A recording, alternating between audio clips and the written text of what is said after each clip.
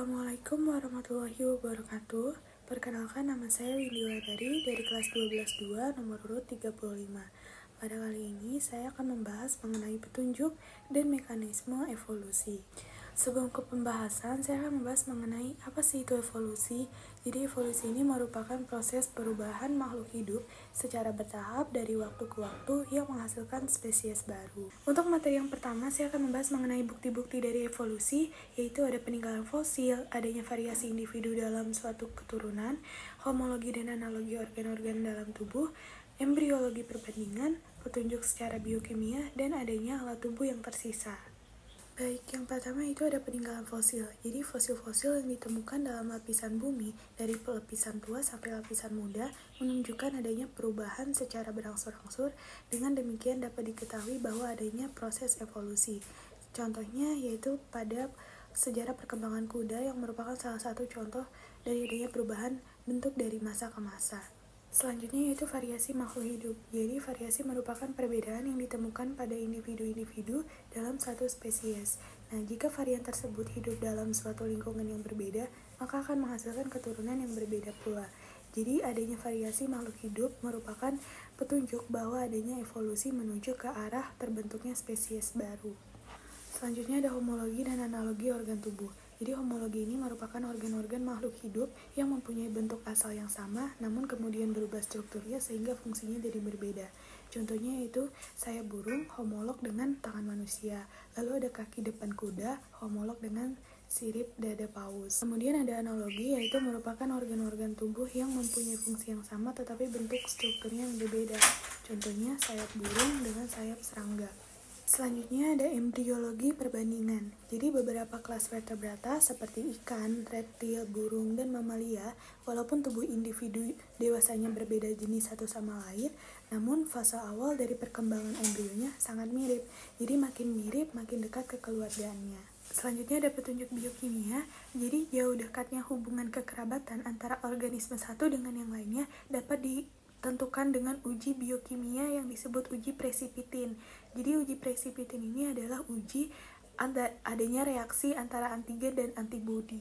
Jadi banyak sedikitnya endapan yang terbentuk akibat reaksi tersebut dapat digunakan untuk menentukan jauh dekatnya hubungan kekerabatan antara suatu organisme dengan organisme lainnya. Selanjutnya adalah tubuh yang tersisa. Jadi pada manusia dan beberapa jenis hewan dapat dijumpai berbagai alat tubuh yang tidak berfungsi.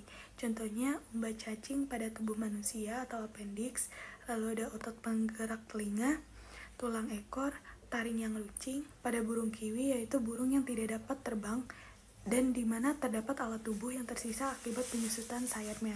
Lalu ada ular piton, terdapat benjolan kuku yang merupakan sisa kaki belakang.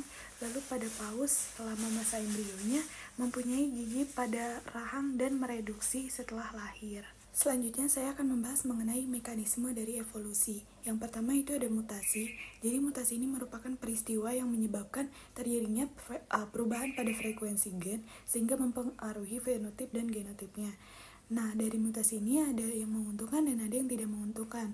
Dari yang menguntungkan yaitu menghasilkan sifat baru yang lebih unggul, lalu menghasilkan spesies yang dapat beradaptasi, dan juga memiliki kemampuan bereproduksi dengan bibit yang unggul.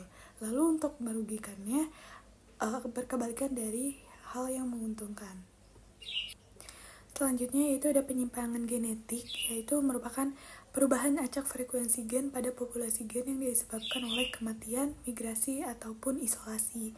Nah, penyimpangan genetik ini ada dua, yaitu the bottleneck effect sama the founder effect. Yang the bottleneck effect ini merupakan bencana alam seperti gunung meletus, gempa bumi, sehingga populasi yang tinggi menjadi sangat sedikit. Lalu yang kedua ada the founder effect. Jadi ketika sebagian kecil dari organisme berpindah dari suatu tempat ke tempat lain. Selanjutnya ada aliran gen. Jadi aliran gen ini terjadi ketika terjadinya migrasi dan kawin pada individu di antara populasi-populasi. Aliran gen ini sangat bergantung pada jumlah individu yang datang dan seberapa banyak perbedaan genetik individu-individu tersebut. Selanjutnya rekombinasi seksual. Jadi adanya kemampuan reproduksi secara seksual pada setiap individu akan menghasilkan keturunan yang dapat berbeda dengan induknya. Hal ini dapat dipengaruhi oleh penggabungan kromosom yang terjadi secara acak antara dua sel gamet pada tahap meiosis. Lalu yang sehingga memberi peluang dihasilkannya keturunan yang viabilitasnya tinggi dan berpengaruh terhadap evolusi populasi. Nah, pada rekombinasi seksual ini, perkawinan yang tidak acak akan mengakibatkan terbentuknya gen resesif pada keturunan karena alel yang cenderung disukai akan mendominasi dalam populasi. Selanjutnya ada seleksi alam. Jadi, setiap makhluk hidup harus mampu beradaptasi dengan perubahan lingkungannya, sehingga dapat lolos dari seleksi alam dan mampu bertahan hidup. Jadi, makhluk hidup yang mampu bertahan dapat melakukan rekombinasi seksual untuk melestarikan keturunannya meskipun sifatnya tidak identik. Dan organisme yang tidak mampu beradaptasi akan mati atau pindah ke daerah lain yang tidak mengalami perubahan lingkungan. Sekian pembahasan dari petunjuk dan mekanisme evolusi dari saya. Terima kasih atas perhatiannya. Wassalamualaikum warahmatullahi wabarakatuh.